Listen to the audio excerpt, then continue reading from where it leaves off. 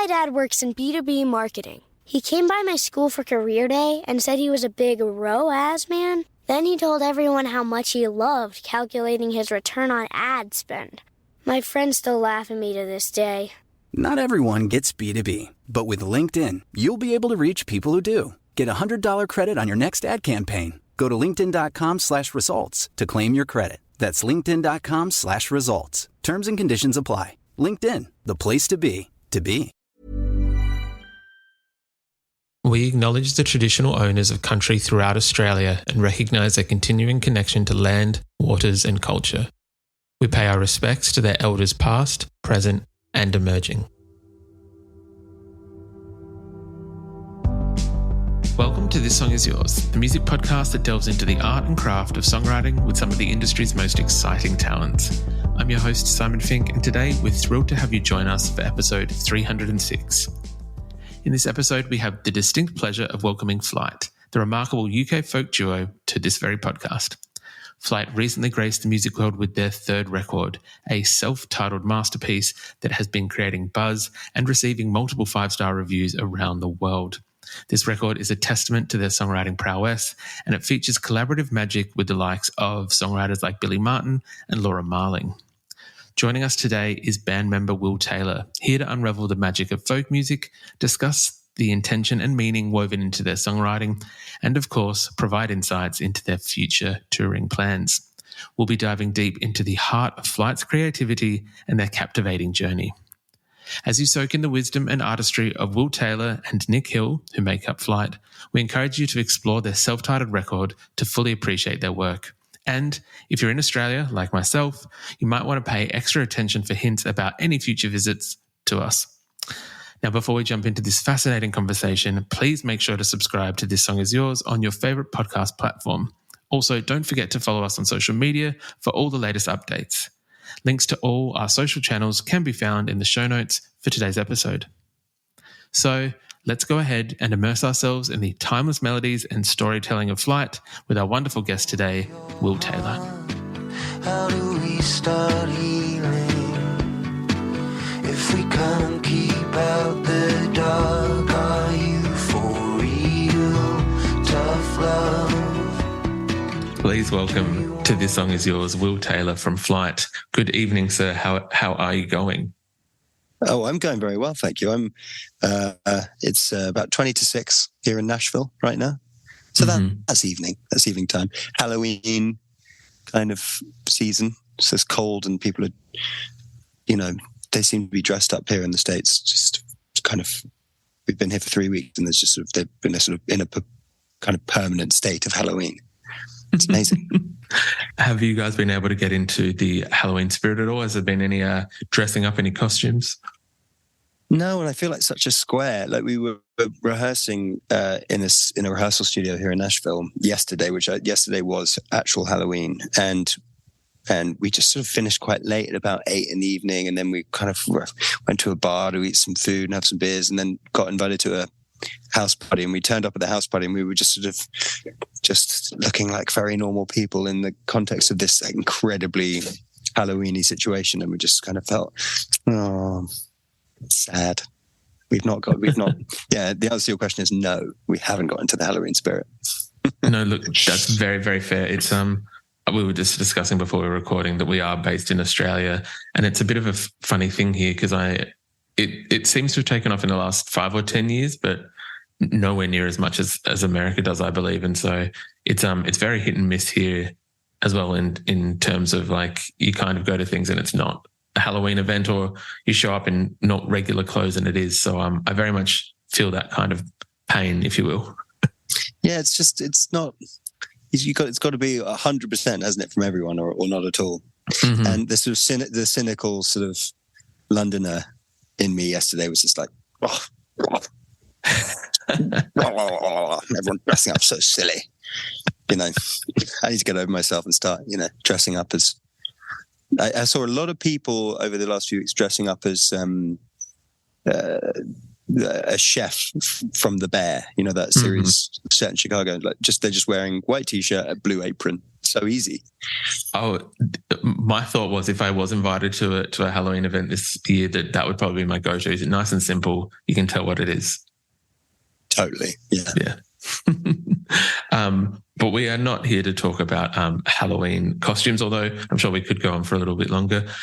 We're here to talk about the brand new record from Flyte, which is out now. It is a stunning record. So firstly, sir, congratulations on this because, it's a beautiful, beautiful record.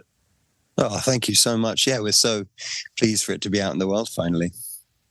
Of course. How are you guys feeling now that these songs are out? I think that it's been 3 or 4 years since the last one, and I think that some of these songs have kind of been floating around for even longer than that. Yeah, I think so. The last record was at the end of 2021, and it was a breakup record called "This Is Really Gonna Hurt," and it was very clearly and very concisely a breakup record. It was like a concept album almost, where we did the order of events post breakup on the track listing. So like the first track of the record is like written, minutes after the actual breakup occurs. And then the second one is sort of 2 weeks later, and all the different sort of feelings and, the anger or the sadness or eventually the acceptance, all of those things happen chronologically throughout the record on our second record. And so, we're back, a year and a half, 2 years later with, a kind of a response to that record, which is, a record about love. And it's really just written within the context of my relationship with my partner, who's a singer too, Billie Marten, she's called. And she, she put out a record kind of written, kind of corresponding to our one this year as well. So there's like a kind of an autobiographical through line going on. It's kind of a little bit, it's sort of artistically heightened, obviously, but we tried again to do it with this record, where we would sort of have the speech bubble as the first track, and it's sort of asking someone to start a relationship, saying, let me be this and let me be that. And then throughout the record, it kind of settles in more and more into a relationship until you're kind of on songs like Even on Bad Days, which is it's sort of like you're inside this relationship now. You're past that moment of initial excitement, and you're settled in, you're moved in together. It's exploring things in that sense. And so, yeah, it's funny though, because we do have to kind of make them years before, if you know what I mean. So when the kind of the happiness of the sorry, someone's moving some stuff around outside. Oh, there we go. The perils of being in a rehearsal studio. When we put out the breakup record, I was actually already way past that, and and in that happy relationship that this record is now about. And so and then we made the record that's just come out now about a year and a half ago. So it's funny just how long sometimes things take to actually see the light of day. But there's a song called Chelsea Smiles on the record, which we had sort of teased, like a year ago or a year and a half ago, just on social media, and it feels like that one, like people already know that song. I've seen people cover that song. And now it's actually out. Like since Friday, it's been out for the first time, and it's funny. It just feels like an old song. That's what I'd heard. I think where did I read it? I read it somewhere. I think Chelsea Smiles almost kind of started in its first iteration maybe about 6 or 7 years ago, and then has changed, evolved, grown, and then, as you've said, it's kind of built up this almost weird cult thing that is unusual for a song that's only been released last week. Yeah, it is an odd one. I mean, and that's really just to do with our writing process, because we had that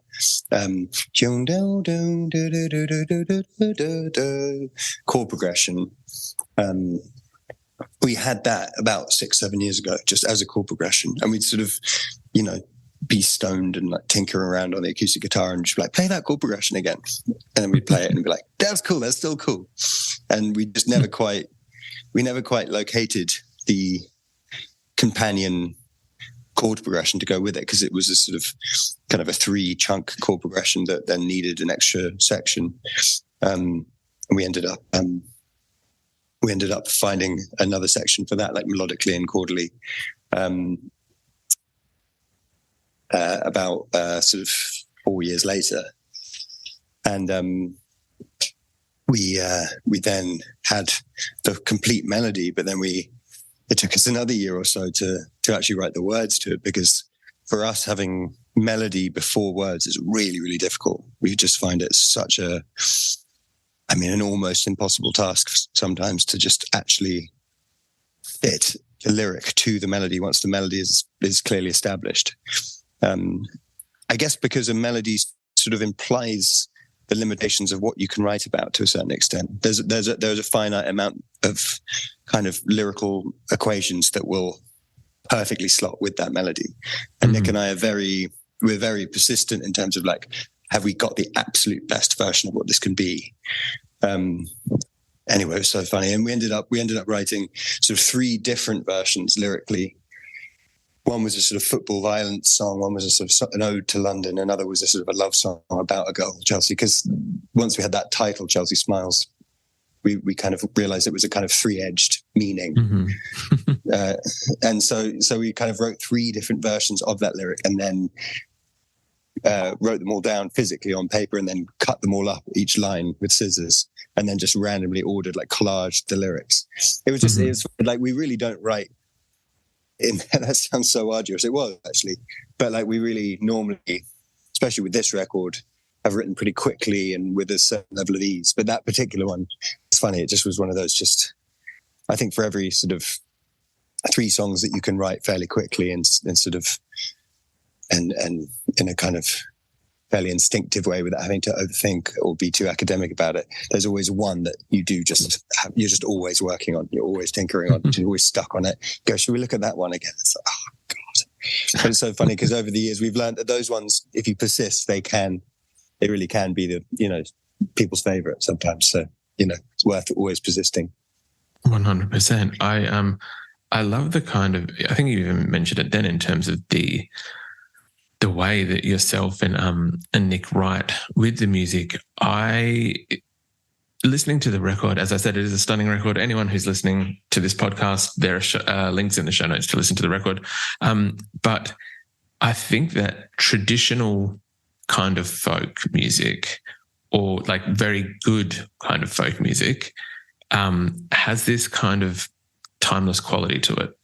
And I feel that these songs, although like folk music does tend to be evergreen, how much intention is put into these songs kind of being able to be not just of the moment, if that makes sense, Well, it's such a good question you're asking there, because that is the fundamental question that Nick and I always ask ourselves. That's the kind of our primary objective, is to make sure that the song will not only be deeply unfashionable in its own time, but will continue to be, forever and ever. We just want a song to be, I guess the easy word to use is timeless. It's kind of an easy word to bandy about, and people like to say it a lot. But I think ultimately the quickest and easiest way we've found in order to kind of achieve that particular feeling, it really comes down to settling into your fight. This is good. I'm trying to think in advance as a way to say this without sounding very cheesy and pretentious, but it's finding finding your truth.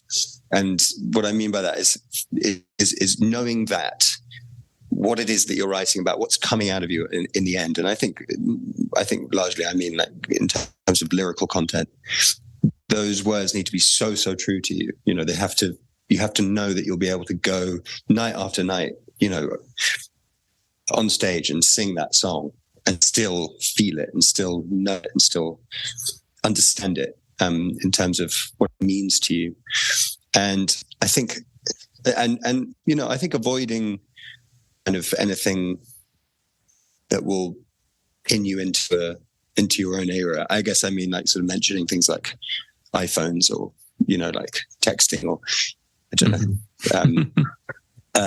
know, just like staying as emotionally true to yourself as possible. It oddly kind of means that you then sort of start stepping more into the...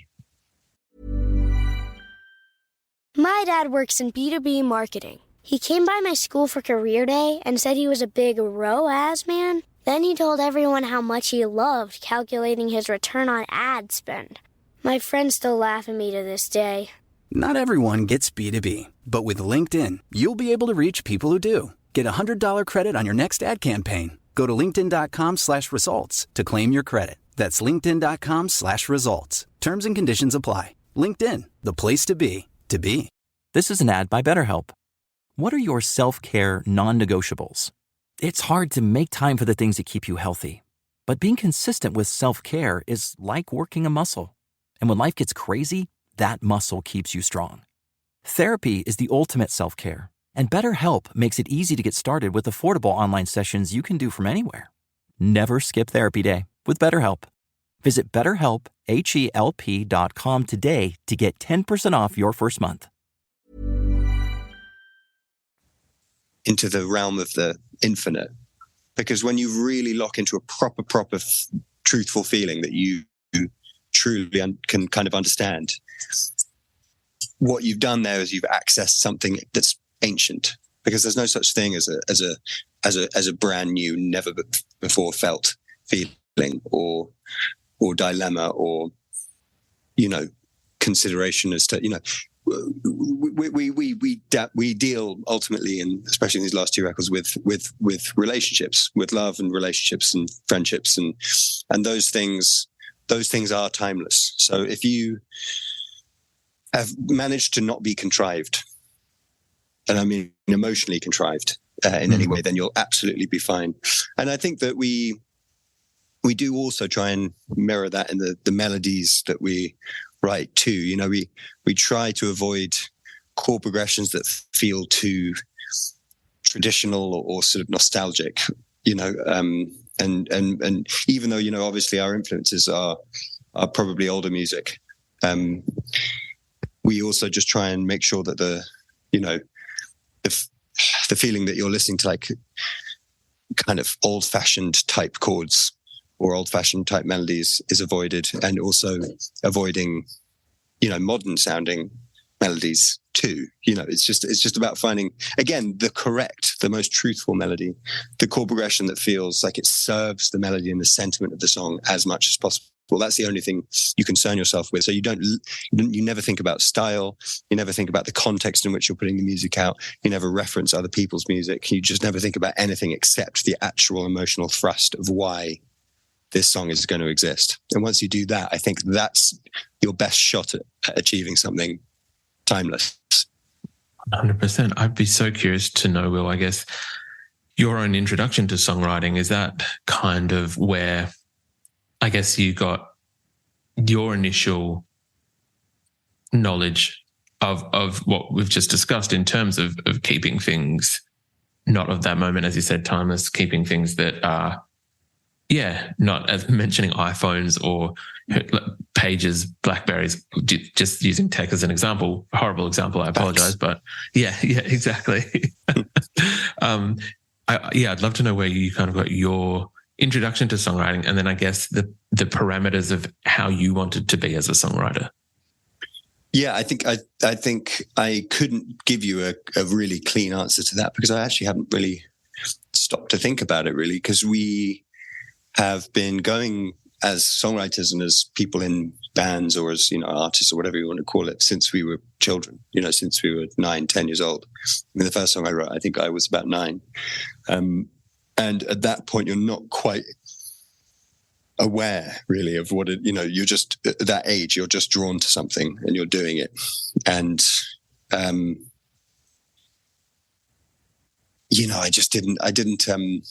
I didn't even stop to think what I was doing, really. I suppose I could try and sort of remove myself from that for a second. I mean, my family were English teachers and sort of actors, and they loved Shakespeare, and there was performers and like people who were interested in words in my family, and that, I think, is probably a factor for sure. But for me, music was my opportunity to do something that was nothing to do with either of my parents or my brothers, and I could just carve out my own. I'm a middle child. I have kind of divorced parents, and everyone's kind of quite big personalities. So it was my way of finding my own thing. And I think through that, there was always a desire, even really early on as a teenager, to not be a part of my own time. I think I didn't get introduced to any music. I think inadvertently I did a little bit get introduced to music, some music from my parents, but they weren't a musical family really. So a lot of the music I was discovering early on, it was sort of by accident or by, busking, on my high street in the city I grew up in, and then going to the CD shop and buying a few CDs that maybe got recommended, or I just liked the look of the cover. I remember I used to go to school with my CD Walkman and sort of hide my headphones up my blazer sleeve and just sit and just throughout every single day and just listen to CDs I'd bought. And Joni Mitchell Blue, when I was sort of 13, 14, was like a huge awakening. Bob Dylan. I think Beatles have been sort of omnipresent in my life, just as an English person, actually just as a human being. Yeah. Since I was sort of like 3 years old. So that to me, that those four musicians is sort of like my religion in a weird way, where I think I know every single thing about that band ever. And I could probably sit down on an acoustic guitar and sing you every song they ever wrote. That's very much in the fabric of it all. So some really boringly obvious, like early influences. But I guess it's through companionship and through, thinking of it as a craft and having,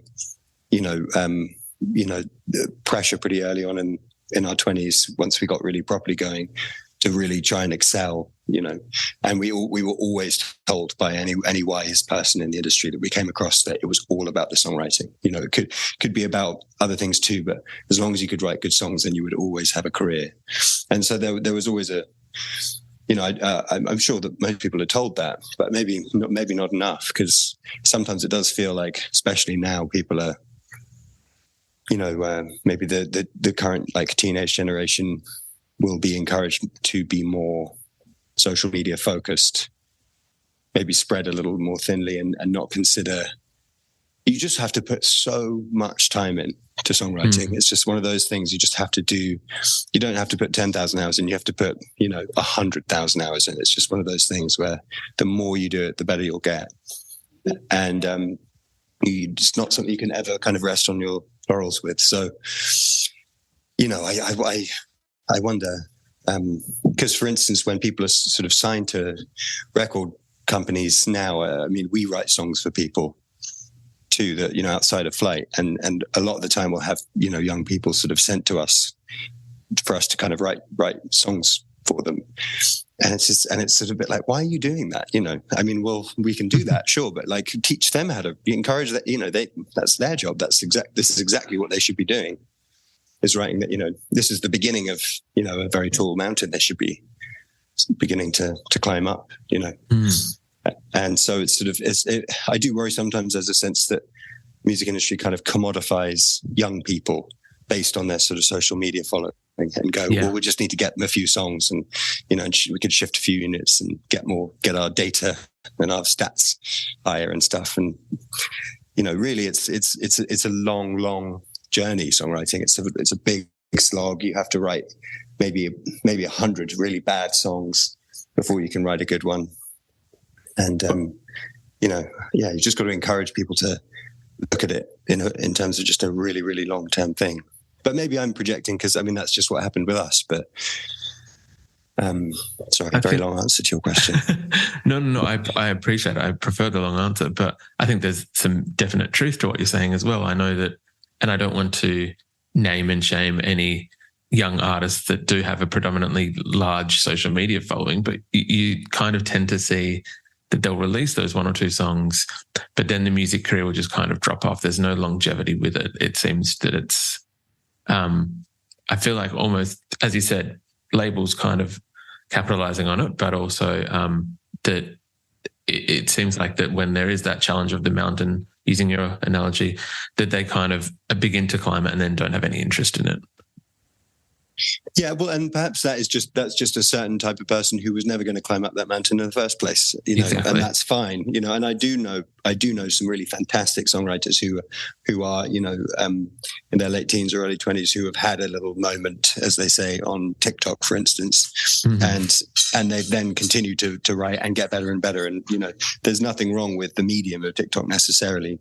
I think it's more to do with just, I think, over prioritizing what that is. It's just a platform to promote something that's actually bigger than the platform itself. And I think sometimes people get a bit confused and think that the TikTok success is greater than the actual creative merit of being a good songwriter. And I can understand why that is, because one's instantly gratifying and the other is a really difficult long-term slog.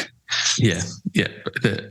Yes, it is sometimes obvious, but sometimes it's kind of missed, as you mentioned. I'd love to know, I know earlier you mentioned Billie Marten, who's your partner.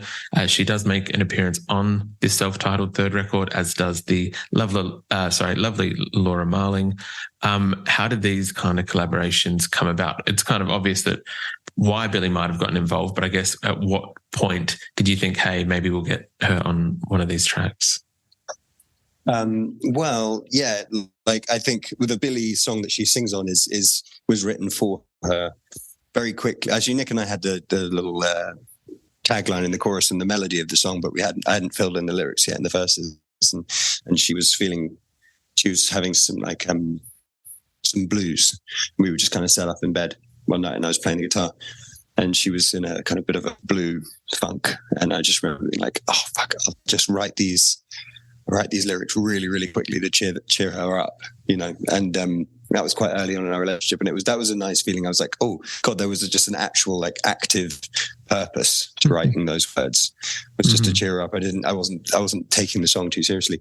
So anyway, it ended up being a year later, maybe, when we were actually recording the song, and I was like, actually, that's actually so ideal that there's a song that really, really properly is sort of just in the fabric of that particular relationship that is being written about.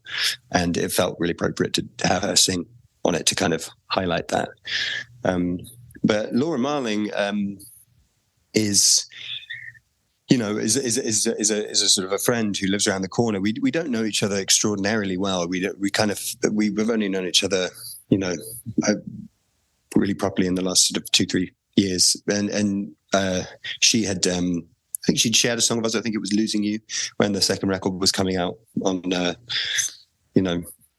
Instagram or something like that, and we're like, oh my God, Laura Marling's listening to our stuff. That was really cool for us. And so in the end, I think one of the practical aspects of why she ended up agreeing to come and sing on it, because she's not someone who says yes to anything. She's a very kind of she's very, very, I think one of the reasons she's got such a great reputation and there's sort of almost kind of a mythical quality to her is that she's very good at saying no, to things. But, we were working with Don Monks. He was engineering the record at the time, and he along with Ethan Johns, had made her recent records. And, we just said, maybe Laura could sing on this. I think it would be perfect for her. Like in the second verse, it would be great to have her, because this sort of song is basically a bit of a dialogue between two people in a relationship. So it felt like it would be fantastic to have someone feature. And Dom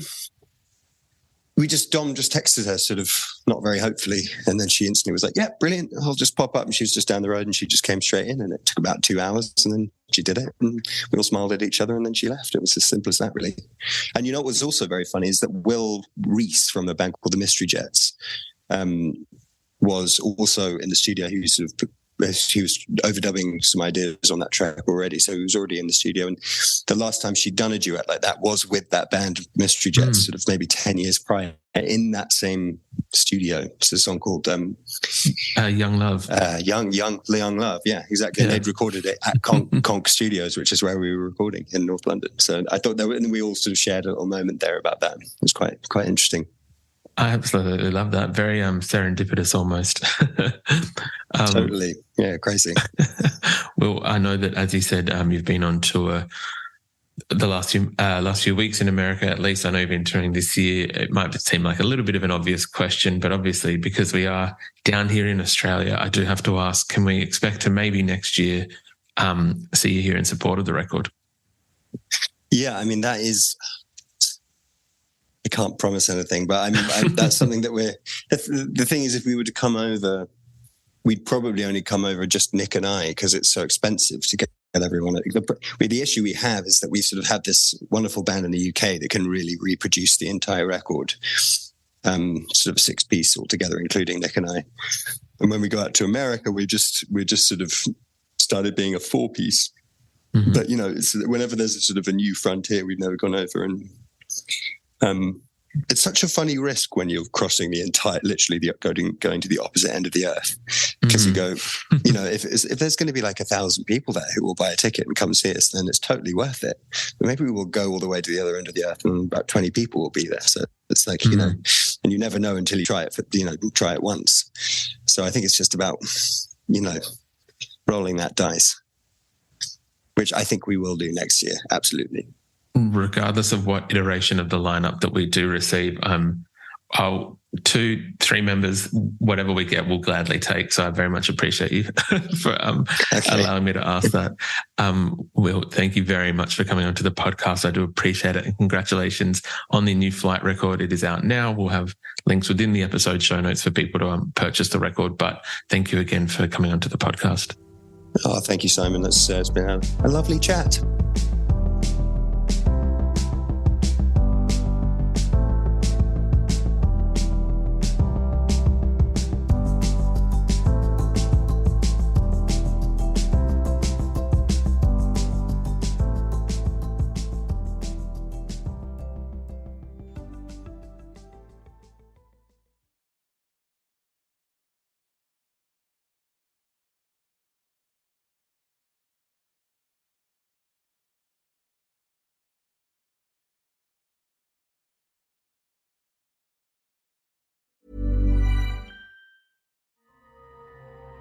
The most powerful designer drugs are the digital ones we use daily.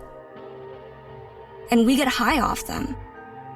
One touch, tap, like, scroll at a time.